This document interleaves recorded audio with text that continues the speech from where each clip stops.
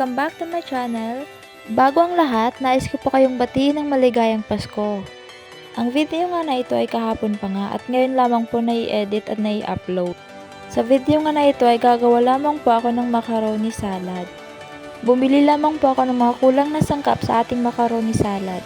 Kumuha lamang po ako ng isang latang cream tinsad, isang pack ng all-purpose cream, at isang pack ng mayonnaise.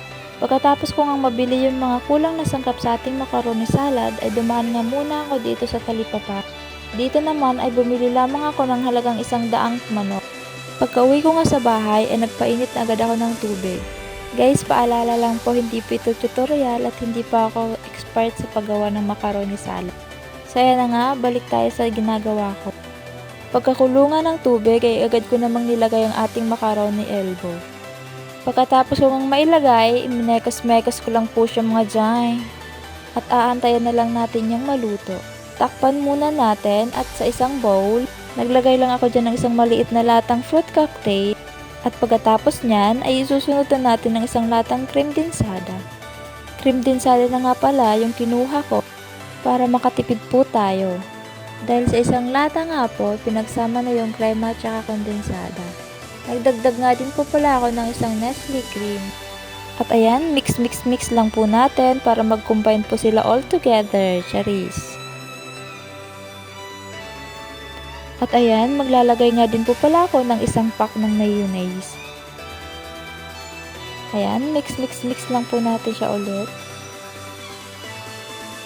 Maglalagay nga din po pala ako dyan ng Edam cheese. Gusto ko kasi sa macaroni salad ay yung maraming cheese. Disclaimer lang po, ang recipe po na ito ay yun lamang po ang nakayanan ng aking budget. Kaya po kung magtataka kayo kung bakit kulang-kulang po ang aking sangkap ng macaroni salad, ay dahil ito lamang po ang aking nakayanan, kaya pagpasensyahan nyo na po. Basta ang importante ay meron nga din po kami mapagsaluhan. Ayan, pagkatapos kong mahiwa yung cheese ay nilagay ko na siya dyan para pampadagdag lasa na dito. Pagkaluto nga po ng ating elbow macaroni ay agad-agad ko naman po siyang nilagay dito sa isang tub.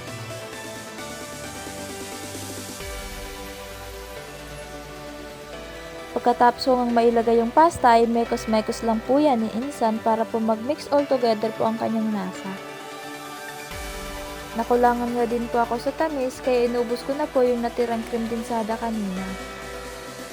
At pagkatapos nyan, mekos-mekos ulit, syempre walang katapusang mekos-mekos.